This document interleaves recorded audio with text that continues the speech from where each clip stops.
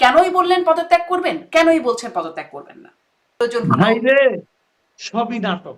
অনেক লোক জড়ো হবেন, তারা বলবেন, আসবেন, এসে তারা জড়ো হবেন, বলে না পদত্যাগ করা যাবে না, ব্যক্তিগত ব্যাপার। সালাউদ্দিন আহমেদ এই কথা বলার সাহস পাইতো না সেপ্টেম্বরে। যদি সবাই মনে করে আমি অপরিহার্য, শেখ হাসিনাও বলতো তার কোনো বিকল্প নাই, শেখ হাসিনার বিকল্প দেশে আছে, কোনো সমস্যা নাই। ওরকম একটা ঘটনা হলো যে আমরা যখন দেখতাম মাঝে মাঝে শেখ হাসিনা বলতেন যে আমার বয়স হয়েছে, আমি সামনে আর থাকবো না, আর তখন সভা সমস্বরে বলে উঠতেন না না আপনার কোনো বিকল্প নাই, এরকম ওই সময় লোক বেশি ছিল, এখন লোকজন কম। এখন তো এনসিপি ছাড়া কেউ বলে না। ওই সময় বিভিন্ন ধরনের সাংবাদিক যাইতো, আমার আপনার বসরা যাইতো, যে নিয়ে বলতো যে আপনি ছাড়া কোনো বিকল্প নাই। মুখে মুখে হয়তো বলতো যে না আপনি মরবেন না, আপনি অমর। ইশরাক কি করেছে? এক ঢাকা শহরের একজন নেতা ভাই, সেন্ট্রাল কোনো লিডারও সে না, সেই তো সরকারকে কাঁপাই দিছে। জনাব সালাউদ্দিন আহমেদ যদি বলছেন যে ডক্টর ইউনূস চাইলে চলে যাবেন, বিকল্প জনগণ বেছে নেবে, বিকল্প কি? হ্যাঁ, জনগণ জানে। আপনিও জনগণের এই প্রতিনিধি হিসেবে অনেক কথাও বলেন। বা এটা হলো জানেন, ওনাদের দুই তিনজন পীর আছে, পীর সাহেবরা আসলে কি চায় বলেন? পাবেন না, খুঁজে পাবেন না কিছু। যাই দিবেন তার দুই তিন রকম, ঠিক না। কারণ তারা চায় হলো সবসময় বাংলাদেশে একটা অস্থিরতা লেগে থাকুক। আমি মনে করি ডিসেম্বরের পরে নির্বাচনকে পিছিয়ে নেওয়ার কোনো যুক্তি নাই। যেই যুক্তিতে ডিসেম্বর পর্যন্ত অপেক্ষা করবে, সেই যুক্তিতে রাজনৈতিক দলগুলো যখন নির্বাচন চাইবে তখনই দিব বলেছিলেন। বিএনপিকে রাজনৈতিক দল মনে করেন না উনি? কিন্তু বাকিরা যে চাচ্ছে না, নির্বাচন কে যাচ্ছে না? এনসিপি চাচ্ছে না। যদি বলি জামাত ইসলাম, তাদেরও এখন নিবন্ধন নাই। এনসিপি তো নিবন্ধনই হয় না রে ভাই। তো তাহলে তো নিবন্ধনওয়ালা একমাত্র মানে জনগণের কাছে ভোট পাওয়ার মতো দল তো বিএনপি আছে, একমাত্র দল। এখন ভারত যেহেতু বলছে তাড়াতাড়ি নির্বাচন চাই, অতএব অন্য যারাই তাড়াতাড়ি নির্বাচন চাবে তারাই ভারতের দালাল। জনাব মাসুদ কামাল, আপনাকে স্বাগত জানাচ্ছি পালস অফ পলিটিক্সের আমার আজকের আয়োজনে। আজকে যখন আমরা কথা বলছি, সারাদিনে অনেক কিছু ঘটে গেছে। উপদেষ্টা পরিষদের অনির্ধারিত বৈঠক হয়েছে, সেখান থেকে একটা বিবৃতি এসেছে, প্রধান উপদেষ্টার সাথে রাজনৈতিক দলগুলোর বৈঠক হচ্ছে, সারাদিন পদত্যাগ নিয়ে, একটা প্রধান উপদেষ্টা পদত্যাগ করবেন কিনা এরকম নিয়ে কথা হচ্ছে। আমরা প্রত্যেকটা বিষয় নিয়ে একটু একটু কথা বলতে চাই। প্রথমে একটু আপনার বিশ্লেষণ এই বিষয়ে জানি যে কি হলো, হুট করে কোথাও থেকে কোনো দাবি আসলো না, প্রধান উপদেষ্টা বললেন পদত্যাগের কথা, মানে বললেন না, তিনি জানালেন বা বার্তাটা আসলো যে তিনি পদত্যাগের কথা ভাবছেন বা তিনি পদত্যাগ করবেন। তারপরে আবার উপদেষ্টারা মিলে বসে বসে বললেন না তিনি পদত্যাগ করবেন না। কেনই বললেন পদত্যাগ করবেন, কেনই বলছেন পদত্যাগ করবেন না? তিনি যে পদত্যাগের কথা বলেছেন এটা আপনি শিওর? শিওর হলে কিভাবে শিওর? উনি যে পদত্যাগ করছেন এই কথাটা আপনি প্রথম জেনেছেন কার কাছ থেকে? আপনি জেনেছেন এনসিপির নাহিদ ইসলামের কাছ থেকে। নাহিদ ইসলাম এবং প্রধান উপদেষ্টার মাঝখানে বৈঠকে তৃতীয় কোনো ব্যক্তি ছিলেন না। অন্য কোনো ব্যক্তি কি এই কথা সাক্ষ্য দিয়েছেন যে নাহিদ ইসলামের কাছে প্রধান উপদেষ্টা এই কথা বলেছেন? না, সাক্ষ্য দেন নাই তো? দেন নাই। প্রধান উপদেষ্টার একটা বিশাল প্রেস উইং আছে, সেই প্রেস উইং এর যারা কর্মকর্তা আছে ওনারা এতই করিত করবা, প্রধান উপদেষ্টা যা কিছু বলেন সেটা আবার নতুন নতুন ব্যাখ্যাও তারা বের করতে পারেন, এতই করিত করবা তারা। সেই প্রেস উইং এর কেউ কি বলেছেন যে প্রধান উপদেষ্টা পদত্যাগ করতে চাচ্ছেন, প্রধান উপদেষ্টার মন খারাপ, প্রধান উপদেষ্টা অভিমান করেছেন? কেউ কি বলেছেন কখনো? কেউ বলেন নাই। হঠাৎ করে নাহিদ ইসলামের কথা বললেন। নাহিদ ইসলাম কি প্রধান উপদেষ্টার মুখপাত্র? আমি মনে করি নাহিদ ইসলাম যে কথাটা বলেছেন সেই কথাটা যথার্থ নয়। এবং আমি এটাও এরকম কোনো বার্তা দেন নাই। আপনি কোথায় পেলেন? বললাম তো ভাই, আমি একটা তিনটা জায়গা থেকে পেলাম। মানে আমি যদি তিনটা জায়গাকে একটু সামারাইজ করে আনি, যে নাহিদ ইসলামের বক্তব্য বা এনসিপি থেকে যেটা জানলাম, এক, যেটা আপনি বলছেন। দুই, জামাতের আমির আজকে বৈঠক শেষ করে তিনি বলছেন যে দুই দলের চাপে বোঝা যাচ্ছে যে বিএনপির আন্দোলন বা ইশরাককে মেয়র হবার যে শপথ পড়ানোর জন্য যে আন্দোলন, সেই একটা চাপ, এবং এনসিপির একটা আন্দোলন, সেরকম একটা চাপে তিনি হতাশ, বিরক্ত থেকে অবস্থান। জামাতের আমিরের বক্তব্য তিনি বৈঠক শেষ করে এসে। নিউ ইয়র্ক টাইমস তারা প্রধান উপদেষ্টার হাই অফিসিয়ালের সাথে কথা বলছেন, ফোনে কথা বলছেন, সেই রকম একটা প্রতিবেদন প্রকাশ করেছে। সেখানে তারা বলছেন যে বিশেষ করে মানে সেখানে তারা বলছেন যে প্রধান উপদেষ্টা পদত্যাগের এই সিদ্ধান্ত নিচ্ছেন বা এই বার্তা দিচ্ছেন, যদি আপনি বলেন। হ্যাঁ, এবং তিনি বলছেন যে হাই অফিসিয়ালের সাথে ফোনে কথা হয়েছে, সেখানে তারা বলছেন যে বিশেষ করে ওয়াকারুজ্জামানের বক্তব্যে। তিনটা বক্তব্য পাওয়া গেল। আমি কারণ খুঁজবো পরে। আগে আমি বলবো ওনার যে অভিপ্রায়, এই অভিপ্রায়ের কথা আমরা কার কাছে জেনেছি? নাহিদ ইসলামের কোন কাছে। সোর্স আমাকে কনফার্ম করতে পারে নাই, এবং যত লোক সোর্স মানে ধরেছে সবাই নাহিদ ইসলামকে কোট করেছে। এছাড়া আর কোন সোর্স আমি দেখি নাই। বিবিসি কে নাহিদ ইসলাম কথাটা বলেছেন, হুম বিবিসি সেটা প্রচার করেছে। পরের দিন সবগুলি পত্রিকা তোতা পাখির মতো, সবগুলি মিডিয়া তোতা পাখির মতো সেটা প্রচার করেছে। হুম কোনো একটা মিডিয়ার মাথায় এই জিনিসটা খেললো না যে আমি প্রধান উপদেষ্টার প্রেস উইকের কথাটা জিজ্ঞাসা করি। কেউ জিজ্ঞাসা করে নাই। বৃহস্পতিবার দিন রাতের বেলায় এই খবর উনি প্রচার করলেন নাহিদ ইসলাম সাহেব। হুম শুক্রবার সারাদিন গেল, আমি দেখলাম না। শুক্রবার রাতে আমি একটা টেলিভিশনে টক শোতে গিয়েছিলাম, তখনও তারা এই প্রশ্নটা আমার করেছিল। আমি তাকে পাল্টা এই কথাটা জিজ্ঞাসা করেছিলাম, সোর্সটা কি? হুম নো সোর্স, কেউ কোনো সোর্স দিতে পারে নাই। আমি এটাকে গুরুত্বপূর্ণ মনে করি না। আমি মনে করি এক নম্বর কথা হলো প্রধান উপদেষ্টা আদৌ এই ধরনের কোনো কথা বলেননি। কিন্তু আপনি কি নিউ ইয়র্ক টাইমস এর ওই এটা আমি সোর্সটাকেও বলেন, আমি আপনি বলি, নিচ্ছেন না, যেখানে আসলে বলছে যে অফিসিয়াল প্রধান উপদেষ্টা অফিসিয়াল বলছেন আমি যে বলছি আপনাকে, তারই আমি বলছি ড্রাফটও আপনাকে, করেছেন, আপনি একটা কন্টেন্টও বানিয়েছিলেন মনে হয় এটা। আচ্ছা আজকে ওয়াহিদুদ্দিন মাহমুদ কি বলছে বলেন? আজকে ওয়াহিদুদ্দিন মাহমুদ কি বলেছেন? হ্যাঁ, উনি বলেছেন প্রধান উপদেষ্টা কখনো পদত্যাগের কথা বলেন নাই। তাহলে ওয়াহিদুদ্দিন মাহমুদের কথা আপনি কি বুঝলেন? ওয়াহিদুদ্দিন মাহমুদ নিজে বলেছেন যে প্রধান উপদেষ্টা কখনো পদত্যাগের কথা বলেন নাই। তাহলে আমার যে সন্দেহটা, হুম, সেই সন্দেহটা তো ওয়াহিদুদ্দিন মাহমুদের কথায় তো আমি পেলাম, প্রমাণ পেলাম। আর আগের কথাগুলো তাহলে কি হলো? তাহলে আসলে কে সত্য বলছেন, কে মিথ্যা বলছেন? নাহিদ ইসলাম কি মিথ্যা বলেছেন, বা এই যে নিউ ইয়র্ক টাইমস যে অফিসিয়ালকে নাহিদ ফোন ইসলাম করে? জীবনে কখনো মিথ্যা বলেন নাই। হ্যাঁ, নাহিদ ইসলাম কি তার জীবনে কখনো মিথ্যা বলেন নাই? না বলতেই পারেন, মানে আমি এই জন্য আপনার কাছে জিজ্ঞাসা করছি। আরেকটা বললো।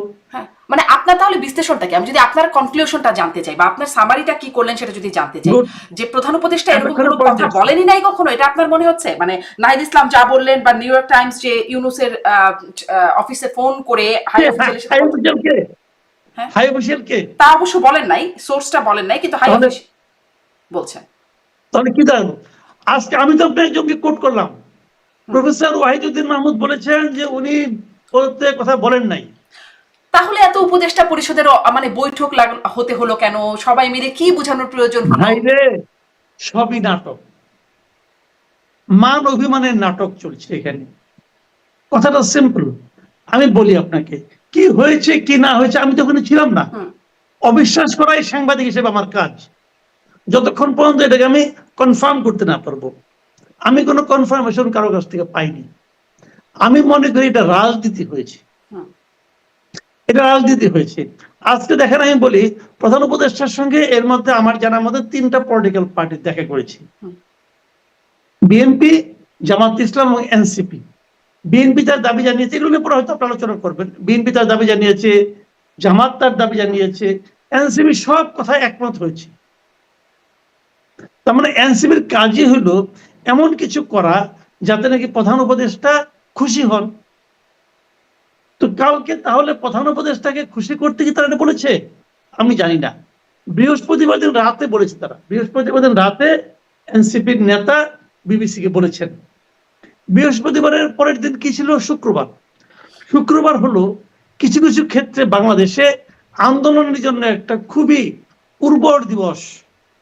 এই দিবসে জুম্মার নামাজের পর বাইতুল মোকাররমে কিছু লোকজন আসেন, বাইতুল মোকাররমের সামনে আসেন, কিছু লোকজন সবসময় থাকেন, তারা চট করে ডাকলে এক জায়গায় মিছিল করে ফেলান।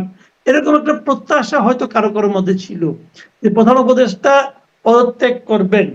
এই কথা শুনে অনেক লোক জড়ো হবেন, তারা বলবেন, আসবেন, এসে তারা জড়ো হবেন, বলে বলে না পদত্যাগ করা যাবে না, পদত্যাগ করতে দেওয়া হবে না, এগুলি বলবেন। একটা আওয়াজ উঠবে, একটা হাইপ উঠবে। সেটা আনফরচুনেটলি উঠে নাই এই কারণে সময়টা আসলে অ্যাপ্রোপ্রিয়েট ছিল না। এই কথাটা যদি উনি গত সেপ্টেম্বরে বলতেন, ঢাকা শহরে মানুষ ভেঙে পড়তো, না আপনার পদত্যাগ করা চলবে না।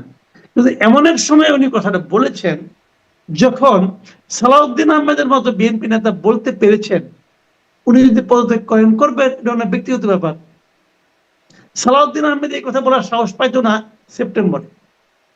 এই যে রাজনৈতিক বাস্তবতাটা, রাজনৈতিক পরিবর্তনের যে বাস্তবতাটা, হুম এই বাস্তবতা ডক্টর ইউনূস যত দ্রুত বুঝবেন তত দেশ এবং জাতি এবং ওনার জন্য ভালো। হুম বুঝতে হবে এই সরকার অন্তর্বর্তীকালীন সরকারের উপদেষ্টারা তাদের বাংলাদেশে সাধারণ মানুষের মনের অবস্থানটা এখন কোথায় এটা ওনাদের বুঝতে হবে। এখন প্রধান উপদেষ্টা আমার এটা ধারণা বুঝেই কালকে কিনা বলেছে। উপদেষ্টা পরিষদের যে বিবৃতি সেটাও নিশ্চয় আপনি দেখেছেন, সেখানে একটু কোট করি, যদি পরাজিত শক্তির ইন্ধন এবং বিদেশি ষড়যন্ত্রের অংশ হিসেবে সরকারের উপর আরোপিত দায়িত্ব পালনকে অসম্ভব করে তোলা হয়, তবে সরকার সকল কারণ জনসমক্ষে উত্থাপন করে পরবর্তী সিদ্ধান্ত গ্রহণ করবে।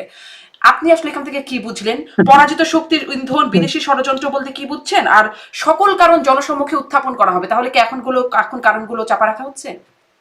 আচ্ছা, আমি বলছি আপনি জিনিসটা খুব ভালো কথা। এটা কিন্তু আপনাকে যদি লক্ষ্য করবেন, এই যে আওয়ামী লীগ আমলে একটা কথা বলা হতো, কেউ কিছু বললে যদি কারো কথা আওয়ামী লীগ সরকারের পছন্দ না হতো তাহলে বলতো যে মুক্তিযুদ্ধের চেতনা বিরোধী কথাবার্তা বলছে তারা।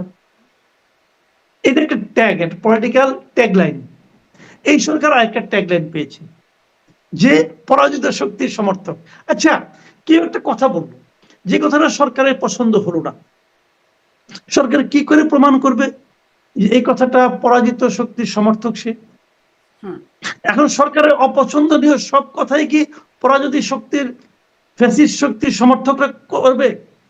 আচ্ছা, একটা কিছু করলো, মনে করেন আমি বললাম যে করিডোর দেওয়া ঠিক হবে না, তাহলে কি আমি একটা বিদেশি শক্তির সমর্থক হয়ে গেলাম? আমি যদি উল্টা বলি আপনি করিডোর দিচ্ছেন, এইটা একটা বিদেশি শক্তিকে সমর্থনে করছেন কাজটা, তাহলে আপনি প্রমাণ করবেন কিভাবে? এইগুলি হলো কি জানেন, ট্যাগ দেওয়া। এবং তারপরে বলছেন তাই যদি হয় তাহলে তারা সমস্ত কথা জনগণের কাছে প্রকাশ করবে, করে যা করণীয় তাই করবে। তো জনগণের কাছে প্রকাশ ওই দিন করার দরকার কি? আজকেই করেন না। আজকে করতে সমস্যাটা কি? যদি আপনি বুঝেন যে কেউ পরাজিত শক্তির সমর্থক হিসাবে কিছু একটা করছে, শুরু করেছে, আপনি তখনই করেন। যদি আপনি বুঝেন যে কোনো একটা বিদেশি শক্তি, এগুলো হলো কি জানেন, এগুলো হলো আগে একটা অজুহাত দেওয়া, অথবা ওনারা কিছু একটা করতে চাচ্ছেন, সেই করতে চাওয়ার জন্য আগে ভাগে একটা অজুহাত তৈরি করে রাখা। এগুলি কোনো ভালো নমুনা নয়, রাষ্ট্র চালানোর ক্ষেত্রে এগুলি ভালো নমুনা নয়। পরাজিত শক্তির সমর্থকরা আপনাকে ডিস্টার্ব করতেই পারে, অস্বাভাবিক কি? তাদেরকে আপনারা পরাজিত করেছেন, তারা কি খুব হ্যাপি হয়েছে নাকি? তারা তো আনহ্যাপি হতে পারে, তারা তো চেষ্টা করতেই পারে। এই জন্য আপনি সব কাজ কাম বন্ধ করে দেওয়া, জনগণের কাছে যাবেন, তাহলে এখনই যান। জনগণের কাছে যাওয়ার কিন্তু আমার কোনো আপত্তি নাই, আপনি জনগণের কাছে যে কোনো সুবিধা যাইতে পারেন, এবং এই যাওয়াটাই উচিত। আপনারা জনগণের কাছে যান না, এইটা নিয়ে তো জনগণের আপত্তি। আমার এখানেও প্রশ্ন, জনগণের কাছে যাবেন কি করে? তারা জনগণকে বলবে যে আমরা এই করিডোরটা দিতে চাই একটা মহৎ উদ্দেশ্যে, আমাদেরকে কেউ দিতে দিচ্ছে না, হয়ে গেল। আসলে ভাই এগুলি কোনো ঘটনা না। আমি ঘটনাটা বলি, আপনি এই প্রত্যেকটা কথা একটা করে বলবেন, আমি একটাকে উত্তর দেবো, কিন্তু কোনো সমাধানে আপনিও পৌঁছবেন না, আমিও পৌঁছবো না। আমি মূল সমস্যাটা বলি।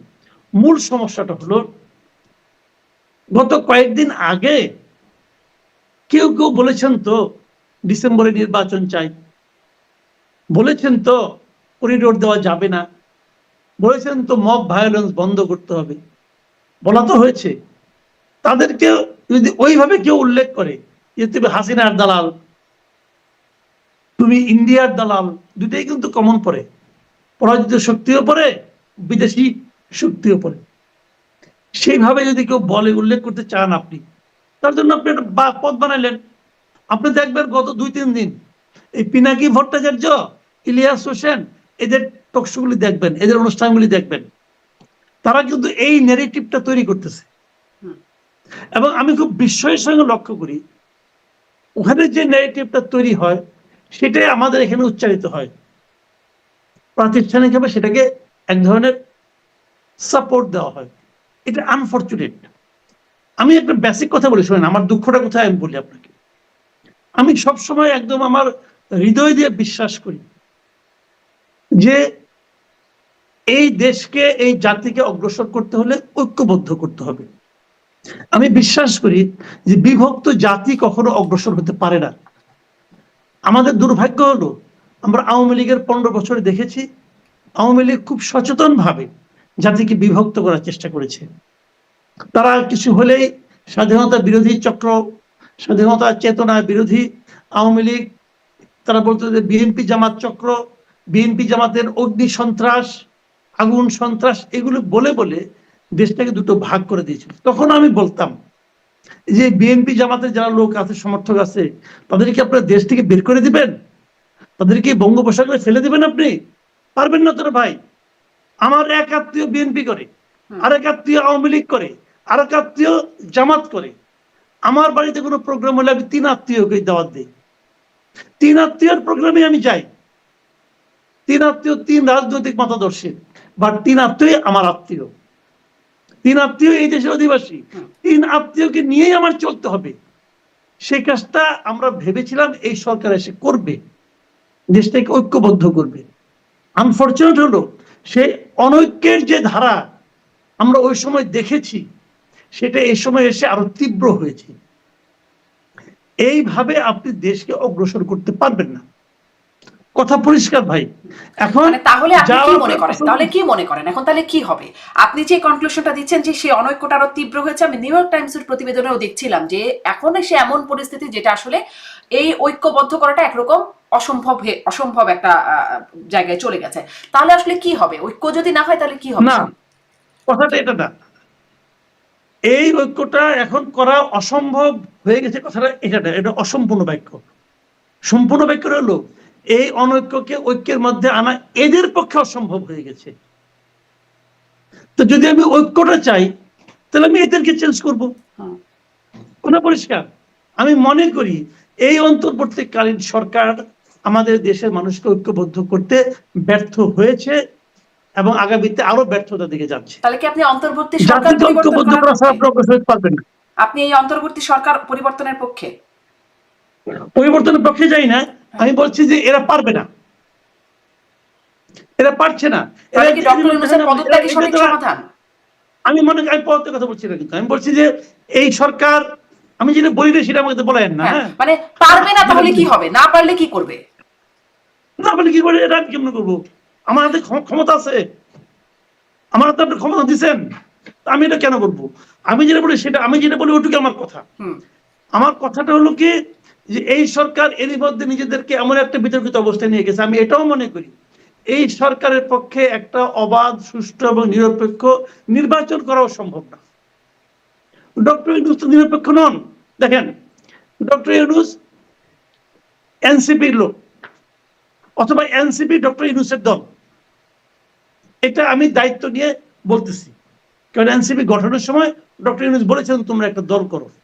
1 নম্বর, এই সরকারের 3 জন উপদেষ্টার ব্যাপারে এনসিপির আপত্তি আছে। তারা বলছে ওই 3 জন বিএনপির লোক। এই সরকারের 2 জন উপদেষ্টা এবং 1 জন গুরুত্বপূর্ণ ব্যক্তি, জাতীয় নিরাপত্তা উপদেষ্টার ব্যাপারে বিএনপির আপত্তি আছে। তারা বলছে এরা মানে পক্ষপাত দুষ্ট। তাহলে 3 জন 6 জন, এবং আমার কাছে ডক্টর ইউনূস পক্ষপাত দুষ্ট লোক। আমি যেটা পাবলিক ভাই, আমার তো একটা মত থাকতে পারে, আমার একটা মত আছে। তাহলে আমার এইখানে বসেই তো আমি 7 জনকে বলতে পারলাম যে 7 জন পক্ষপাত দুষ্ট।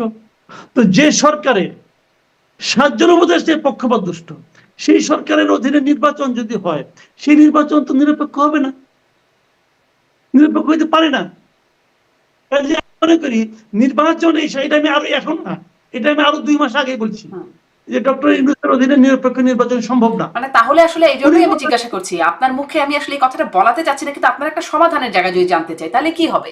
এই সরকারের অধীনে যদি নিরপেক্ষ সরকার সম্ভব, মানে নিরপেক্ষ নির্বাচন সম্ভব না হয়, জনাব সালাউদ্দিন আহমেদ যদি বলছেন যে ডক্টর ইউনূস চাইলে চলে যাবেন, বিকল্প জনগণ বেছে নেবে, বিকল্প কি? জনগণ জানে, জনগণ বেছে নেবে। আপনিও জনগণের এই প্রতিনিধি হিসেবে অনেক কথাও বলেন। বা আমি তো বলতে পারবো বিকল্প কি? আমি তো অত বড় মানুষ না ভাই, আমি ছোট মানুষ। জনগণ থেকে আসবে, সবাই মিলে বেছে নেবে, কিন্তু এরা পারবে না। এরা যে পারবে না, তারা 9 মাসে 10 মাসে দেখাই দিচ্ছে। 9-10 মাসে তারা কিছুই করতে পারে। আচ্ছা বলেন, ডক্টর ইউনূস থেকে বলছে আমাকে তো কাজ করতে দেওয়া হচ্ছে না, বলেন তো সে 10 মাসে কি কাজ করছে? সে 10 মাসে জাতিটাকে বিভক্ত করছে, প্রধান কাজটা এটা করছে। আমি এমন বিভক্ত করা করছে, এটা জোড়া লাগানো অনেক কঠিন। এখন এটাকে আবার জোড়া লাগানো অনেক কঠিন। কাজের মধ্যে কাজ সে এটাই করছে। আর বলেন কি কাজ করছে? হ্যাঁ, নিজের এইগুলো যেগুলো তার ফাইন টাইন ছিল, এই ইনকাম ট্যাক্স, এগুলো মাফ করে নিছে। গ্রামীণের নামে একটা ইউনিভার্সিটি করে দিচ্ছে, গ্রামীণের নামে আপনার ম্যান পাওয়ার লাইসেন্স করে দিছে, এবং আহতদের চিকিৎসা এখনো শেষ হয় নাই, নিহতদের ক্ষতিপূরণ এখনো দেওয়া সম্ভব হয় নাই। এগুলো কি করছে? আপনি বলেন না রে ভাই, আপনি বলেন যে ডক্টর ইউনূস কি এমন একটা কাজ করছে যে কাজ এই দেশে কোনোদিন হয় নাই? আওয়ামী লীগ নিষিদ্ধ, আওয়ামী লীগের কার্যক্রম নিষিদ্ধ করেছে। আমি তো ওইটাই প্রথম বললাম, জাতিটাকে বিভক্ত করছে। আমি তো এটাকে ওইভাবে মূল্যায়ন করি। তাহলে আপনি উনি আর কি কাজ করতে চান? এখন বাকি আছে বিএনপিকে নিষিদ্ধ করা, হয়তো ওটা করতে চাইবে। জি, আপনি বলছেন জনগণ সিদ্ধান্ত নেবে, সালাউদ্দিন আহমেদ বলছেন জনগণ বিকল্প নেবে। এখন ওই উপদেষ্টা পরিষদের বিবৃতিরই আরেকটা অংশ একটু পড়ি। অন্তর্বর্তীকালীন সরকার জুলাই অভ্যুত্থানের জনপ্রত্যাশাকে ধারণ করে, কিন্তু সরকারের স্বকীয়তা, সরকারের সংস্কার উদ্যোগ, বিচার প্রক্রিয়া, সুষ্ঠু নির্বাচন ও স্বাভাবিক কার্যক্রমকে বাধাগ্রস্ত করে এমন কর্মকাণ্ড অর্পিত দায়িত্ব পালন করাকে অসম্ভব করে তুললে সরকার, আপনি বলছিলেন যেটি জনগণকে সঙ্গে নিয়ে প্রয়োজনীয় সিদ্ধান্ত গ্রহণ করবে সরকার। সরকারও বলছে জনগণকে সঙ্গে নিয়ে। এখন এই জনগণটা করবেটা কি আসলে? সবাই তো জনগণকে সঙ্গে নিচ্ছে, সবাই জনগণকে সঙ্গে নেবে, জনগণ দর্শক হয়ে দেখবে কে কে তাকে নিয়ে কি করতেছে। শুনেন, জনগণ হলো একটা অদ্ভুত একটা শব্দ, বুঝছেন? জনগণ অদ্ভুত শব্দ। শেখ হাসিনাও বলতো যে সব জনগণ আমার সঙ্গে আছে, এবং শেখ হাসিনা কিন্তু প্রমাণ করে দিত যে দেখো, ইলেকশনে যে জিতছে সে আমার লোক, ইলেকশনে যে তার সঙ্গে সেকেন্ড হয়েছে সে আমার লোক, যে থার্ড হয়েছে সেও আমার লোক, তাহলে জনগণ সবই আমার, প্রমাণ করে দিচ্ছে। কিন্তু এই জনগণ কিন্তু 5ই আগস্টে ওনার পক্ষে দাঁড়ায় নাই। তো ওনার জনগণ ওনার সঙ্গে চলে গেছে, আর অন্য জনগণ রয়ে গেছে। তো জনগণের কথা সবাই বলে, কারণ এটা বললে পরে কি জনগণ তো প্রতিবাদ করে না, জনগণ একবার দেখায় দেয় পরিস্থিতি। আপনি ভাবেন 5 তারিখে দেশের থেকে উনি চলে গেছেন, 5 তারিখে কি আপনি ভাবছেন যে ডক্টর ইউনূস দেশের দায়িত্ব নিবে? 5 তারিখে কি আপনি ভাবছেন যে এখানে নূরজাহান বেগম এসে স্বাস্থ্য উপদেষ্টা হবে? ভাবছেন আপনি? তো পাইছেন তো এদেরকে। তো ওরকম হয়ে যায়, পরিস্থিতি বলে দিবে কাকে দায়িত্ব নিতে হবে, কে কোন কাজ করবে। আবার ওখানেও ভুল হইতে পারে, ভুল হইলে আবার যাবে সে। কেউ এই পৃথিবীতে কেউ অপরিহার্য না রে ভাই। এই পৃথিবীতে সবাই মনে করে আমি অপরিহার্য। শেখ হাসিনাও বলতো তার কোনো বিকল্প নাই, কিন্তু শেখ হাসিনার বিকল্প দেশে আছে, কোনো সমস্যা নাই। শেখ হাসিনার আগেও তার বিকল্প ছিল, তারপরেও তার বিকল্প আছে। বিকল্প নাই, এটাও ঠিক না। যাওয়ার পরে বিকল্প আসবে। ওরকম একটা ঘটনা হলো যে আমরা যখন দেখতাম মাঝে মাঝে শেখ হাসিনা বলতেন যে আমার বয়স হয়েছে, আমাকে, আমি সামনে আর থাকবো না, আর তখন সভা সমস্বরে বলে উঠতেন না না আপনার কোনো বিকল্প নাই। এরকম একটা যে ঘটনা ঘটতো, ওই রকমই একটা ঘটনা কি এখনো ঘটলো যে ইউনূস বলছেন আমি চলে যাব? তখন সবাই, ওই সময় লোক বেশি ছিল, এখন লোকজন কম। এখন তো এনসিপি ছাড়া কেউ বলে না। ওই সময় বিভিন্ন ধরনের সাংবাদিক যাইতো, আমার আপনার বসরা যাইতো, যে নিয়ে বলতো যে আপনি ছাড়া কোনো বিকল্প নাই। মুখে মুখে হয়তো বলতো যে না আপনি মরবেন না, আপনি অমর, বলতো ওনারা। এখন ওরকম বলে না কেউ। আর বললো এক এনসিপি বলে, এনসিপি হইতে বাইরে এসে মন খারাপ করে বলে যে স্যার তো মন খারাপ করছে, স্যার যে কোনো সময় পদত্যাগ করতে পারে। এটা শুনে ভাবে যে হয়তো অনেকে আসবে, কেউ আসে নাই, কি করবে না, স্যারের অবস্থান আগের মতো নাই তো। তাহলে এখন এই পুরো ঘটনা থেকে ফলাফলটা কি হলো, বা যদি বলি লাভ কি হলো বা ক্ষতি কি হলো, সেটার একটা বিশ্লেষণ যদি জানতে চাই। যে ওই যে আপনি যেটি বললেন, এরাও বলছে 3, ওরাও বলছে 3, 3-3 কাটাকাটি, দুই পক্ষের দুজন 3-3-3, মানে দুটাই কাটাকাটি হয়ে গেল। ডক্টর ইউনূস বললেন পদত্যাগ করবেন, তিনিও এখন আর করছেন না। তাহলে এই পুরো যে ঘটনাচক্র হলো, তারপরে ফলাফল কি হলো, লাভ কি হলো, এতগুলো সময় এত চর্চা আলোচনা? কিছুই হলো না ভাই, কিছুই হলো না। কেন আমি বলি আপনাকে, হলো না এই কারণে অযোগ্য লোকের হাতে দায়িত্ব পড়েছে। যখন অযোগ্য লোকের হাতে দায়িত্ব পড়ে, যেমন ধরেন আপনি আমাকে কিছু মেরামত করতে দিলেন, মানে আপনার ধরেন কম্পিউটার নষ্ট হয়ে গেছে, আপনি আমাকে দায়িত্ব দিলেন ঠিক করেন। আমি তো এই কাজটা বুঝি না, আমি কি করবো? এই স্ক্রু খুলবো, ওই স্ক্রু খুলবো, খুলে আবার লাগাবো, হ্যান করবো ত্যান করবো। কম্পিউটার কিন্তু ভাই ঠিক হবে না, কারণ আমি এই মানে ঠিক করার লোকটা আসলে না। যারা এখানে এসেছেন তারা কেউ কিছুই যায় না। ইউনূস সাহেব প্রথম দিনই বলছিলেন যে আমরা এই কাজের লোক না, আমরা এসেছি, আমরা যেখানে ছিলাম ওই কাজটাই এনজয় করতাম, ওই কাজটাই ভালো পারতাম, তারপর আমরা এসেছি করার জন্য। তো এই কম্পিউটার ওনারা ঠিক করতে পারবেন না। ওনারা 8-9 মাসে ঠিক করছেন, ওই একটা স্ক্রু খুইলা লাগানো আর একটা স্ক্রু খুইলা রাখা, এছাড়া ওনারা কিছু পারেন না, কিছুই করতে পারেন নাই, কিছুই করার চেষ্টাও করতে পারেন নাই, কোন স্টেপও নিতে পারেন। আমি বললাম তো ভাই, আমি একটা বোকার মতো ভাবছি অনেক সময়, এই যে ডক্টর ইউনূস আসবে, দেশ মনে হয় বিদেশি ডলারে ভরে যাবে, ওনার কত পরিচিত লোকজন আছে, হ্যান আছে, তেন আছে, আসছে ডলার, আসছে। সুইজারল্যান্ডে গেছিলেন, সুইজারল্যান্ড থেকে ফেরার 3 দিন পরে যে সাহায্য আসতে বন্ধ হয়ে গেছে। এই তো হয়েছিল ভাই, দেখছি তো। শেয়ার বাজার নিয়ে আলোচনা হচ্ছে, শেয়ার বাজার নাকি লুটপাট করে ফলে দরবেশ কে আছে আওয়ামী লীগের একজন, তাহলে এই গভর্নমেন্টের দরবেশটা কি? শেয়ার বাজার শুনি এখনো নাকি লুটপাট হয়ে গেছে, এখান থেকে নাকি 90,000 কোটি টাকা চলে গেছে, শুনি এইগুলো আলোচনা তো হচ্ছে। তাহলে কি হইলো? ক্যাপাবল লোক না, তারা এই কাজগুলির লোক না। 2-1 জন লোক ছাড়া, উপদেষ্টাদের মধ্যে 2-1 জন লোক ছাড়া আমি বাকিদেরকে ক্যাপাবল মনে করি না। তারা এখানে অবসর বিনোদনের জন্য আসছেন, আর যার যার কাজগুলি করতে আসছেন। কারা সেই ইউনূস সাহেব 2-1 জন? প্রথমে কারা ওনার সেই কাজগুলি 2-1 করে জন? দিয়েছেন। কারা উপদেষ্টা যারা কেপেবল? যেমন ভালো করেছেন কি আমি বলি আপনাকে, ভালো করতেছেন আমার বিবেচনায় সালেউদ্দিন আহমেদ, অর্থ উপদেষ্টা।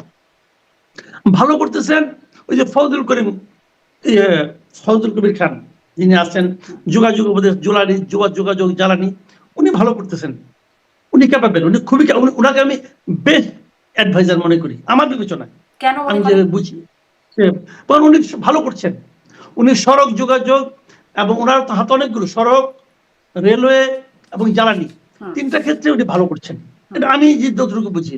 বাণিজ্য উপদেষ্টা আগেরটা ছিল অথর্ব, উনি তো দায়িত্ব ছেড়ে দিয়েছেন। সালাউদ্দিন সাহেব বাণিজ্য ছিল, কিন্তু সালাউদ্দিন সাহেব অর্থ মন্ত্রণালয় ভালো করছেন, বাণিজ্য ভালো করতে পারছিলেন না। বাণিজ্যে যাকে আনা হয়েছে এই ভদ্রলোক আমার বিবেচনায় সে এখন স্মার্টলি কাজ করতেছেন। আহামরি কিছু করছেন তা আমি বলবো না, কোনো ম্যাজিক দেখাচ্ছেন না, কিন্তু উনি যা করছেন মোটামুটি ভালোই করছেন। আমি মোটামুটি 3জনের নাম বললাম, বাকিদের নামের বলার ক্ষেত্রে আমার অসুবিধা আছে। আমি মনে করি যে তাদের অনেকেরই দেখানোর অনেক কিছু বাকি আছে, তারা দেখাতে পারতো কিন্তু তারা সেটা পারে নাই। আমাদের কিন্তু ভালো মানুষ আছেন, আমি অনেক লোককে চিনি তারা খুবই সৎ লোক, ভদ্রলোক আছেন, কিন্তু ভদ্রলোক যদি মানে সততায় যদি একমাত্র যোগ্যতা হইতো, মানে ভালো মানুষ, তাহলে তো সব জায়গায় মসজিদের ইমাম নিয়ে বসে লইতে হইতো, তত বসার নাম। কিন্তু আপনি যাদের কথা বলছেন তাদের মধ্যেও তাদেরকে নিয়েও আপত্তি, সালেউদ্দিন আহমেদকে নিয়ে সম্ভবত এনসিপি আপত্তি জানাচ্ছে। আমি একটু এটা একটু শুনবো যে তাদের আরেকটা, আমি যদি নাসিরউদ্দিন পাটোয়ারির কথা একটু কোট, মানে আমি যদি কোট না করে এমনিই বলি যে তিনি যেটি বলছেন, আসিফ নজরুল যিনি আসলে ছিলেন আইন উপদেষ্টা, যিনি এই আন্দোলনেরও একটা ফ্রন্ট ফেস ছিলেন গণ অভ্যুত্থানের সময়, তাকে এখন বলছেন গাদ্দার, বেঈমান। কেন বলছেন বুঝতে পারেন এটা? এটা হলো জানেন, ওনাদের 2-3 জন পীর আছে বিদেশে, পীর সাহেবরা বলছে জীবনে কোনোদিন কোনো পীরের মুরিদ হয়েছেন? অন্যায় তো, বুঝবেন না। পীরের মুরিদের কিন্তু কোনো কিছু প্রশ্ন করার অধিকার নাই, পীর যা বলবে ওইটাই করতে হবে। তাহলে পীর কেন বলছেন? ওনাদের পীর আছে, পীররা এটা নিয়ে লাগছে। ওই একজন মানে আমেরিকার ওনার 2-3টা পীর আছে, আমেরিকার একজন, পেশে একজন, ওনারা আসিফ নজরুল সাহেবের বিরুদ্ধে শুরু থেকেই লাগছে। তাদের কেন পছন্দ না তারা জানে, তাদের সঙ্গে কোনো ব্যক্তিগত সমস্যা আছে কিনা আমি বলতে পারবো না। যেহেতু পীর সাহেব বলছে এরাও বলতেছে, একদম ক্লিয়ার এন্ড সিম্পল। এরা কি বুঝে কথা কয় ভাই আমি বুঝি না। আমি সত্যি কথা বলতে কি, আমি এই মানে এই এনসিপির যারা লিডার আছে এদের মেধা নিয়ে আমার খুবই একটা আশাবাদ ছিল, উচ্চ আশাবাদ ছিল, কিন্তু ছোটখাটো বিষয়ে তারা যেভাবে রিয়াক্ট করেন এবং যে সমস্ত কথাবার্তা বলেন, আমার সে আশাবাদ নষ্ট হয়ে গেছে ভাই। আমি দেখতেছি যে ওনারা আসিফ নজরুলকে উনি যা যে বলতেছেন, আমি মনে করি না এটা খুব অ্যাপ্রোপ্রিয়েট। কিন্তু তাহলে এটা আপনি বুঝতে পারছেন না যে পীর সাহেবরা কেন বলছেন এই কথা, এটা বোঝার উপায় নাই। ওইটা বুঝতে গেলে তো ওই তরিকা অবলম্বন করতে হবে, ওই তরিকায় তখন যাইতে পারিনি ভাই, ওটা তো আল্লাহ প্রদত্ত, ওই ঐশ্বরিক জ্ঞান তো আমার নাই। আমি পাবলিক মানুষ। কথা বলছেন তারা এখন, আমি দেখছিলাম পিনাকি ভট্টাচার্য, তিনি বলছেন আওয়ামী লীগ, বিএনপি, ভারত এবং জেনারেল ওয়াকার এরা মিলে ঐক্য করছে। উনি সব দিয়েছেন, কিন্তু উনার হিসেবে উনি এবং ডক্টর ইউনূস আর এনসিপির কয়েকজন ছাড়া আর কেউ নাই। আওয়ামী লীগ তার সঙ্গে যোগ করছে এখানে বিএনপিকে, তার সঙ্গে যোগ করছে ভারতকে, তার সঙ্গে যোগ করছে ওয়াকারকে, এরা একটা জোট হয়েছে। শুনেন, আসলে কি কোনো যোগসূত্র নাই? এটা কি নিশ্চিত করে আমরা বলতে পারি, মানে যে পুরো কনক্লুশনটা ভুল? এটা আমি কেমন করে বলবো? আমি তো যোগসূত্র, আমি তো নিজেই তো দায়িত্ব নিয়ে বলছিলাম যে আমি তো যোগসূত্র ভারতের সঙ্গে পিনাকির পাই, আপনি কি বলবেন? আমি আপনাকে প্রমাণ করে দিব, আমার তো একটা যুক্তি আছে। আমার যুক্তিতে ভারতের পারপাস সার্ভ করে পিনাকি। তাহলে আপনি এটা বিশ্বাস লাগবে আপনার কাছে? হয় না তো বিশ্বাস? আমি প্রমাণ করে দিই আপনাকে কেন আমি বলি। 32 নম্বর ভাঙার ইতিহাসটা আপনি খেয়াল করেন। 32 নম্বর ভাঙার পেছনে সবচেয়ে বড় ভূমিকা কার? পিনাকির। 32 নম্বর ভাঙাতে সবচেয়ে লাভ হয়েছে কার? আওয়ামী লীগের এবং ভারতের। 32 নম্বর ভাঙাতে মানুষের কাছে আওয়ামী লীগ সবচেয়ে বেশি সিম্পেথি পেয়েছে। সাধারণ মানুষ পছন্দ করে না এটাকে, একদম করে নাই। এবং আরেকটা ঘটনা ঘটছে, সেই ঘটনাটা কি জানেন? 2 দিন পরে যখন এই আইসিটি আপনার ইয়েতে আইসিটি তো না আপনার যে ট্রাইব্যুনাল থেকে যখন নাকি আপনার শেখ হাসিনাকে ফেরত চাইবেন, ভারতের সঙ্গে আমাদের যে চুক্তি আছে বন্দি বিনিময় চুক্তি, সেই চুক্তি অনুযায়ী কিন্তু আমরা শেখ হাসিনাকে ফেরত পাইতে পারি, ভারতও দিতে পারে। এই ক্ষেত্রে একটা আইনে ক্লজ আছে, সেই ক্লজটা হলো যদি আশ্রয়দাতা দেশ মনে করে যে এই বন্দিকে ফেরত দিলে সে রাজনৈতিক প্রতিহিংসার শিকার হতে পারে, তাহলে সে ফেরত নাও দিতে পারে। তাহলে ভারতকে এই কথাটা বলার সুযোগ কে করে দিল? পিনাকি। কারণ ভারত এখন বলতে পারবে আমি যে শেখ হাসিনাকে ফেরত দিব, তুমি তো তার বাপের বাড়িটা মধ্যে ভেঙে ফেলে তাই যদি হতো, আমি একটু আপনার এই আর্গুমেন্টের সাথে পাল্টা আর্গুমেন্ট দিই, যদি তাই হতো তাহলে শেখ হাসিনাকে নামানোর জন্য এত মানে তৎপরতা কেন থাকতো? মানে তারা তো অন্যতম বড় ভূমিকা পালন করেছেন, সেটা আপনিও বলেছেন আপনারই একটা বক্তব্যে। হ্যাঁ আমি বলছি, এখনো বলি তারা তাহলে সেটাই বা কেন করতো? মানে বড় স্বার্থকে বিসর্জন দিয়ে ছোট ছোট জায়গা কেন তুলে দেবে? আচ্ছা, এতে কি ভারতের মহা ক্ষতি হয়ে গেছে? হয় নাই। আবার আসেন পয়েন্টে, শেখ হাসিনা নাইমা যাওয়া থেকে ভারতের বিরাট ক্ষতি হয়ে গেছে। ভারতের ক্ষতিটা কি হয়েছে? কিছুই হয় নাই। শেখ হাসিনা শেষ দিকে ভারত এবং চীনের সঙ্গে খেলাধুলা করতেছিল, চীনের সঙ্গে এটা করে, ভারতের সঙ্গে এটা করে। এই জিনিসটা ভারত পছন্দ করে নাই। হতেই পারে ভাই, সিম্পল। আচ্ছা, ওরা আসলে কি চায় বলেন তো দেখি? পীর সাহেবরা আসলে কি চায় বলেন? পাবেন না, খুঁজে পাবেন না কিছু। যাই দিবেন তার 2-3 রকম, এটা ঠিক না। কারণ তারা চায় হলো সবসময় বাংলাদেশে একটা অস্থিরতা লেগে থাকুক। এই অস্থিরতার জন্য আপনি দেখবেন পিনাকি সাহেবের কথা দেখবেন, আলহামদুলিল্লাহ, বিসমিল্লাহ, আল্লাহর নামে শুরু করিলাম, তার কথাগুলো শেষ নাই। উনি ইসলামের জন্য জান প্রাণ দিয়ে দিচ্ছেন না। উনি কিছু অর্ধ শিক্ষিত আমাদের এখানে যারা আছে তার মুরিদ, এদেরকে উত্তেজিত রাখার জন্য এগুলো বলতে থাকেন, আর কিছু না ভাই।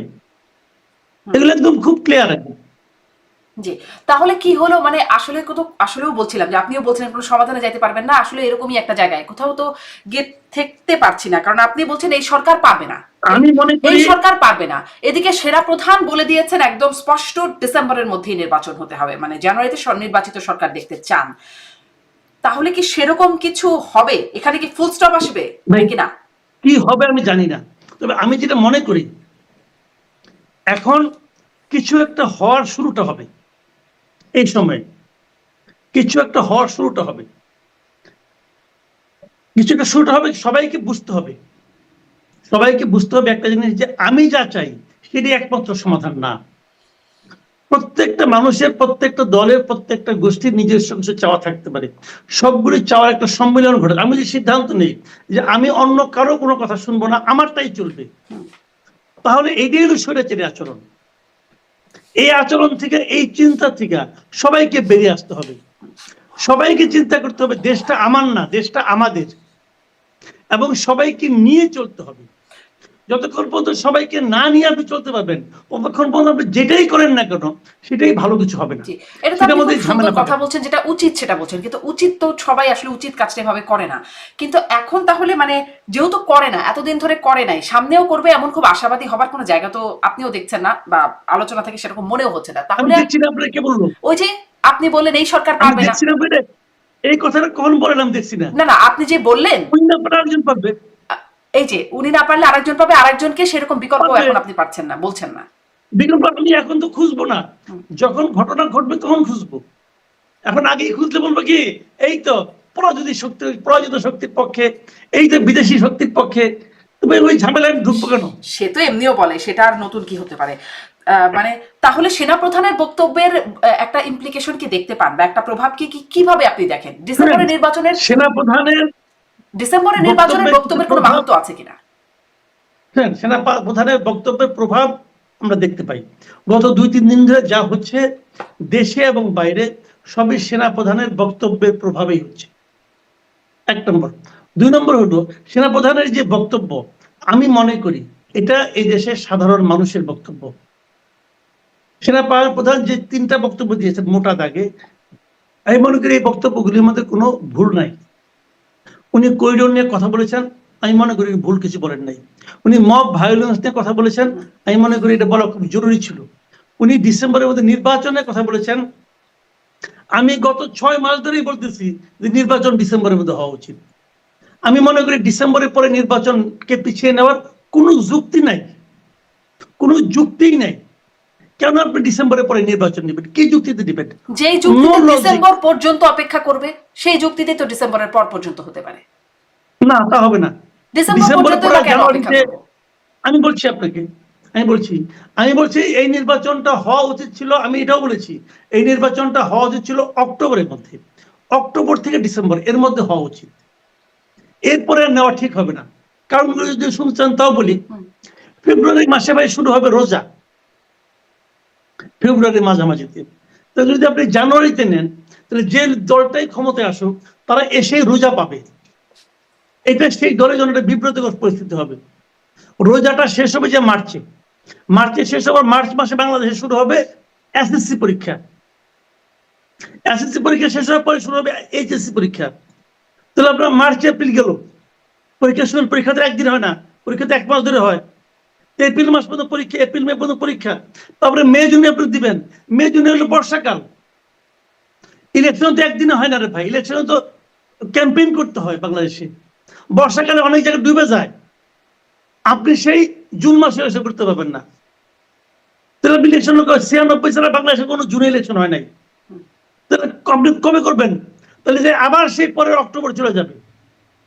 কাজে আপনি এই আগেই করেন, অক্টোবর থেকে ডিসেম্বর বাংলাদেশে জাতীয় সংসদ নির্বাচনের জন্য সবচেয়ে ভালো সময়। আপনি এই সময় কেন করবেন না? কি এমন কাজ আপনার যেটা নাকি এই সময় আপনি করে শেষ করতে পারবেন না? কি পারবেন না বলেন আপনি? এটা হলো কি জেনারেলি খেলা হচ্ছে যে আমি বলছি ওই সময় কেন? কেউ জিজ্ঞাসা করে না যে কেন আপনি মার্চ ডিসেম্বর থেকে জুন পর্যন্ত যাবেন। এই কথাটা কেউ জিজ্ঞাসা করে না। কেন কেন কথা কেউ বলে না। কেন? ব্যাখ্যাটা কি? ডক্টর ইউনূস বলছেন তাই? উনি কি ওনার কথা কি কোরআনে বানাই নাকি যে চেঞ্জ হবে না? উনি কি বলছিলেন? উনি বলছিলেন যদি আপনারা কম সংস্কার চান তাহলে ডিসেম্বরে, যদি বেশি সংস্কার চান তাহলে জুনের মধ্যে। এই যে বলছিলেন। এ পর্যন্ত কোন পলিটিক্যাল পার্টি বলছে যে আমরা বেশি সংস্কার চাই? কে বলছে? দেখেন একটা দল দেখান আপনি। কম আর বেশির তো কোনো সংখ্যা ছিল না কখনোই, কিন্তু যে প্রয়োজনীয় সংস্কার, মৌলিক সংস্কার, এগুলো তো বলছে। উনি কম এবং বেশি কথা উল্লেখ করছেন। আমি বলছি কেউ কি বলছে আমরা বেশি সংস্কার চাই?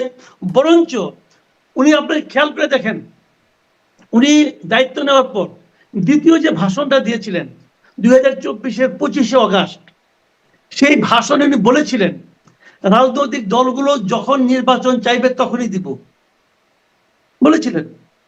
বিএনপিকে রাজনৈতিক দল মনে করেন না উনি? বিএনপি চাচ্ছে, কিন্তু বাকিরা চাচ্ছে না। নির্বাচনটা কে যাচ্ছে না? এনসিপি যাচ্ছে না। যদি বলি জামাতে ইসলাম, তাদেরও এখন নিবন্ধন নাই। নিবন্ধনই হয় নাই। এনসিপি তো নিবন্ধনই হয় নাই রে ভাই। নিবন্ধন হয়েছে তো তাহলে তো নিবন্ধনওয়ালা একমাত্র মানে জনগণের কাছে ভোট পাওয়ার মতো দল তো বিএনপি আছে, একমাত্র দল। আমি তা বলছি না, আরো দল আছে, আরো অনেক দল আছে। বাট আমার কথা হলো যে যখন আপনি বিএনপির প্যারালাল একটা দলকে দাঁড় করাবেন, সেরকম দলকে দাঁড় করান। নাবালক দলকে নিয়ে আসছেন বিএনপি প্যারালাল কোনো দল আছে ধরো না ভাই। এখন মোটামুটি একটা কিছু আনবেন তো। আরেকটা যেটা ছিল ওটা তো বিদায় করছেন। মোটামুটি একটা আনবেন। কোনটা বিএনপির প্যারালাল? এখন না জামাত তো বলে নাই। জামাত কি বলছে যে আমরা ডিসেম্বরে নির্বাচন চাই না বলছে না? জামাতের বহু লিডার বলছে। জামাতের ডাক্তার আব্দুল্লাহ তাহের ওনাকে বলতে শুনছি, উনি বলছে ডিসেম্বরের মধ্যে নির্বাচন চাই, একবার একটা প্রোগ্রাম উনি বলছে। ডিসেম্বরের নির্বাচন সবাই চায়। কিন্তু জামাতের আমির তো বলছেন, জামাতের আমির প্রথমে বললেন ফেব্রুয়ারির মধ্যে, তারপরে বলে এপ্রিলের পরে হওয়া উচিত হবে না, এর মাঝখানে আবার এটাও বলেছেন যে মৌলিক উনি কি সংস্কার কোনো দৃশ্যমান পার্টিকুলার বিচার। টাইম দিয়েছেন যে এর মধ্যে হতে হবে? উনি কি পার্টিকুলার, উনি আজকে বলতেছেন যে রোড ম্যাপ দিতে হবে, উনি এটা চাইছেন। বুঝলেন, জামাত হলো এখানে ওনারা নানা রকম হিসাব করে, ওনারা পারমুটেশন কম্বিনেশন অনেক কিছু করছে, কইরা দেখছে যে ওনাদের ভোট 10%-এর বেশি না, এবং যে কারণে প্রথম দিকে অনেক কিছু বলছে। এখন তার কথা হলো যে আমরা মোটামুটি নির্ভেজালে থাকতে চাই, এই ভোট আমার কমবেও না বাড়বেও না, ওনারা এটা বুঝছে ভালো মতে। কাজেই ওনারা ওভাবেই থাকবে, সবাই যেটা চাবে ওইদিকে আমি আসি। কিন্তু মূল যে স্টেক হোল্ডার যেটা, সেটা হলো বিএনপি। বিএনপি বারবার বলতেছে যে আমি ডিসেম্বরের মধ্যে নির্বাচন চাই। এখন এটা চাইলে পরেই তার লগে ওয়াকার, তার লগে আওয়ামী লীগ, তার লগে ভারত, সব মিলে মিশে ভারত কি বলছে?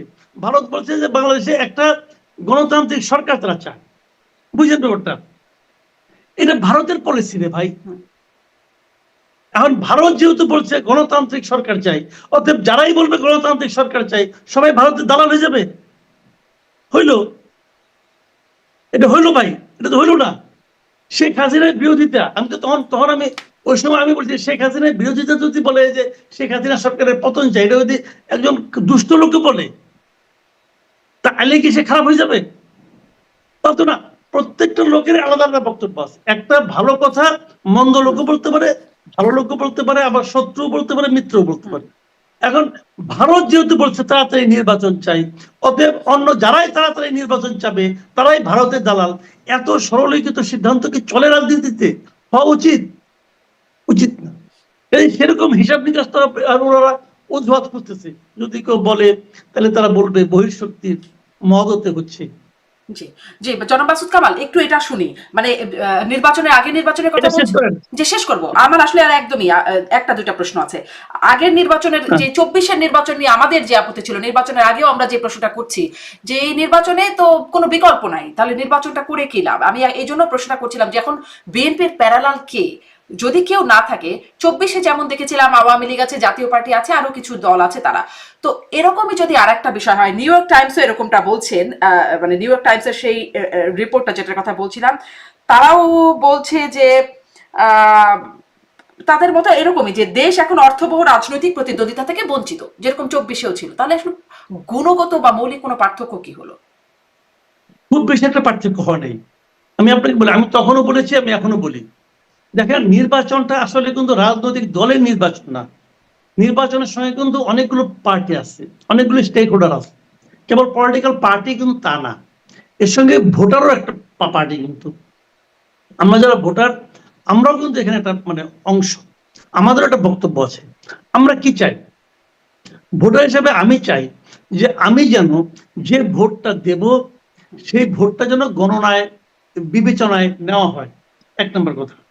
কে পাস করবে আমি জানি না, আমার জানা দরকার নাই। আমার ভোটটা যেন গণনায় নেওয়া হয়। আমার 2 নম্বর চয়েস হলো আমার জন্য যেন ওই ব্যালট পেপারে পর্যাপ্ত সংখ্যক বিকল্প থাকে। আমার জন্য বেছে নেওয়ার জন্য পর্যাপ্ত সংখ্যক বিকল্প থাকে। সেই বিকল্পটা আমরা 24-এর নির্বাচনে পাইনি। ওখানে আমি বলতাম, তখন আমি অনেকদিন বলেছি, তখনই বলেছি নির্বাচনের সময় বলেছি যে এমন একটা ব্যালট পেপার আমার হাতে দেওয়া হচ্ছে, এই ব্যালট পেপারে আপনি যেখানেই সিট মারেন ওইটাই আওয়ামী লীগ। এই ছিল। তো এখনকার পরিবেশ তার চেয়ে খুব একটা ভালো হয়নি। ভালো হয়নি এই কারণে এখনো এই দেশে একটা বিরাট সংখ্যক ভোটারের জন্য তার পছন্দের প্রার্থীর নামটা ওখানে থাকবে না, রাখার কোনো সুযোগ নেই। তো এখনো আমাদের কাছে পর্যাপ্ত বিকল্প নেই। এরা যেভাবে সেটাকে ব্যাখ্যা করুক না কেন, অনেকে অনেকভাবে ব্যাখ্যা করবে, যেভাবেই ব্যাখ্যা করুক না কেন, সারা দুনিয়ার কাছে এই জিনিসটা এভাবেই প্রতিফলিত হবে। সারা দুনিয়া এটাকে এভাবেই বিচার করবে যে ভোটারদের কাছে পর্যাপ্ত বিকল্প ছিল না। এটা একটা মন্দ নির্বাচনের এক্সাম্পল হিসাবে ভবিষ্যতে যে ইতিহাস লেখা হবে, নির্বাচন ইতিহাস, সেখানে থেকে যাবে। জি, এটা তো একটা শঙ্কার কথা। শেষ আমি একটু এটা বলে দেন আমাকে, যে ইশরাক হোসেন এখন আদালত থেকে রায় পেলো, এখন কি তাহলে মেয়র নেই? মানে এটা নিয়ে তো একটা সমস্যা, এখানের একটা চাপের কথা সবাই উল্লেখ করছেন কম বেশি। এই চাপটা কি, মানে এখন কি হবে? ইশরাক কি এখন শপথ নেবেন? ইশরাককে শপথ দিতে দেওয়া উচিত, নিতে পারবেন কি না পারবেন এটা তো আমি জানি না, বাট ওনাকে শপথ দিতে দেওয়া উচিত। এখন আর দেখেন কি বাধা? আমি বলি কোনো বাধা হলে ইচ্ছাই বাধা, মন্ত্রী যদি না চায় হবে না, মন্ত্রী তারিখ না রেখে 20 দিন কাটাই দেবে, 20-22 দিন করবে, মেয়াদি শেষ। শুনেন এই ঘটনাটা অনেকে কিন্তু বোঝা দরকার, অনেকে জিনিসটা কিন্তু ক্লিয়ার না যে কেন ইশরাককে পড়তে এই শপথ দিতে দেওয়া উচিত। অনেকে মনে করতে পারে যে ইশরাক সাহেব বাড়াবাড়ি করতেছে, একটা পদের জন্য এত লোভ, অনেকে বলতে পারে। কিন্তু যে নির্বাচনকে এরাই বলছে অবৈধ, সেই নির্বাচনে নির্বাচিত হওয়ার জন্য এত লালায়িত কেন, এই ধরনের কথা উঠতে পারে। আপনি একটা জিনিস খেয়াল করেন, অগাস্ট মাসে এই সরকার ক্ষমতায় আসলো, এসে অগাস্টের 19 তারিখে তারা একটা নোটিফিকেশনের মাধ্যমে দেশের 12টা সিটি কর্পোরেশনের মেয়রদেরকে অপসারিত করলো। সমস্ত সিটি কর্পোরেশনকে মেয়র অপসারিত। তার 1 মাস 21 দিন পর অক্টোবরের 30 তারিখ, সম্ভবত 30 তারিখে, রাইট, সেই সময়ে আদালত রায় দিল যে চট্টগ্রাম সিটি কর্পোরেশনের ডাক্তার শাহাদাত নির্বাচিত। এখন শাহাদাত যে পদে নির্বাচিত সেই মেয়র পদ তো অপসারণ করে দিয়েছে গভর্নমেন্ট, অপসারণ করে দিয়েছে না, তাহলে কি হবে? তারও প্রায় 7-8 দিন পরে গভর্নমেন্ট ওই যে 19শে অগাস্ট যে প্রজ্ঞাপনটা জারি করছিল, সবাইকে বাতিল করে দিয়েছিল, সেই প্রজ্ঞাপনে একটা সংশোধন আনলো। সংশোধনে বললো যে 11টা সিটি কর্পোরেশনের মেয়রকে অপসারণ করা হয়েছে, চট্টগ্রামকে না। তাহলে যদি চট্টগ্রামকে অপসারণ না করা হয়ে থাকে, কথাটা খেয়াল করেন কিন্তু, তাহলে এই যে প্রায় 2 মাস সময়, তাহলে চট্টগ্রামের মেয়র তো থাকা উচিত ছিল রেজাল্ট করি। আপনি এই তখন বোঝাই গেল ডাক্তার শাহাদাতকে অ্যাকোমোডেট করার জন্য তারা ওটাকে চেঞ্জ করলো, যে তারা বললো যে 19শে আগস্টে সেই প্রজ্ঞাপনটা একটু সংশোধন করা হয়েছে। সংশোধন করে শাহাদাত সাহেবকে জায়গা করে দিল, শাহাদাত সাহেব শপথ দিলেন, নিয়ে এখন চট্টগ্রামে মেয়র হিসেবে আছেন। খেয়াল করেন, এইটা যদি আপনি করতে পারেন, ওই একইভাবে একই আদালতের মাধ্যমে ইশরাক সাহেব আসছেন, আদালত রায় দিয়েছে, ইশরাক সাহেব মেয়র, তাহলে ইশরাককে আপনি কেন দিবেন না করতে? কেন আপনি তাকে শপথ দিতে দিবেন না? দিবেন না হলো এই কারণে যে শাহাদাতকে বিএনপি বহিষ্কার করছিল। ইশরাক তো বিএনপি লিডার, ইশরাক ঢাকা শহরের লিডার। ঢাকা দক্ষিণের যদি মেয়র একজন বিএনপির লোক থাকে, ওনাদের মধ্যে একটা আতঙ্ক তৈরি হতে পারে যে তাহলে বোধহয় আমাদের জন্য রাজনৈতিকভাবে ক্ষতিগ্রস্ত হব আমরা। কে? এনসিপি। এখন ইশরাক যখন বেশি করে চাপ দিচ্ছে, এবং তখন এনসিপির পক্ষ থেকে নির্বাচন কমিশনকে দায় দিল যে তারা কেন ইশরাকের পক্ষে গ্যাজেট করলো, অতএব নির্বাচন কমিশনকে বাতিল করতে হবে। তারা ওখানে যে ধর্ণা দিল। তো এইগুলো তো ভাই পরিষ্কার বোঝা যাচ্ছে এগুলো তো পলিটিক্যাল কাজ হচ্ছে। হাইকোর্টে গেল, হাইকোর্ট বললো শপথ দিতে দেওয়া উচিত, হলোটা কি? নৈতিকভাবে উন্নত যে কোনো বিশ্বে হতে পারে, যিনি বাধা দিয়েছেন সেই এলজিআরডি মন্ত্রী, উনি এই পরাজয়ের পর ওনার রিজাইন করা উচিত ছিল। আমাদের এখানে করবে? করবে না। ইশরাক কি করেছে? এক ঢাকা শহরের একজন নেতা, ভাই সেন্ট্রাল কোনো লিডারও সে না, সেই তো সরকারকে কাঁপাই দিছে। এইগুলি সরকার বুঝে? বোঝে না। কার কারণে বোঝে না আমি জানি না, কিন্তু আমি কিন্তু সরকারেরও পক্ষে না, আমি কিন্তু ইশরাকেরও পক্ষে না। আমার কথা হলো কি, এটা মিলামিশে একটা কাজ করা যেত। মিলামিশা কাজ না করে আপনি ক্ষুদ্র স্বার্থকে বাস্তবায়িত করতে যায় আপনি পুরো দেশটাকে একটা বিশৃঙ্খলার মধ্যে ঠেলে দিয়েছেন। ইশরাক বনাম এলজিআরডি মন্ত্রী, এই বিরোধে তাদের কিছু হয় না, আমাদের সাধারণ মানুষের ক্ষতি হয়েছে। আর তার চেয়ে বড় কথা, এই যে অন্তর্বর্তীকালীন সরকারের যে নিরপেক্ষতা, সেটা নিয়ে মানুষের মধ্যে সন্দেহ তৈরি হয়েছে। সন্দেহ বড় মারাত্মক জিনিস রে ভাই, সন্দেহ বড় মারাত্মক। জি জনাব মাসুদ কামাল, অনেক ধন্যবাদ। মানে পরিস্থিতিটা এরকম গিয়ে দাঁড়ালো, ইশরাক বনাম আসিফ মাহমুদ, বিএনপি বনাম এনসিপি, এদিকে নানান রকম বনাম আর কি মাঝখানে চলে আসছে। তাহলে এগুলোর এই গোলমেলে পরিস্থিতি থেকে সামনে আসলে কিভাবে এটার উত্তরণ ঘটে, কিভাবে তার কোনো সমাধান বের করা যায় কিনা, সেদিকে নিশ্চয়ই লক্ষ্য থাকবে। নিশ্চয়ই তখন আপনার সাথে কথা বলার সুযোগ হবে যে কি হচ্ছে।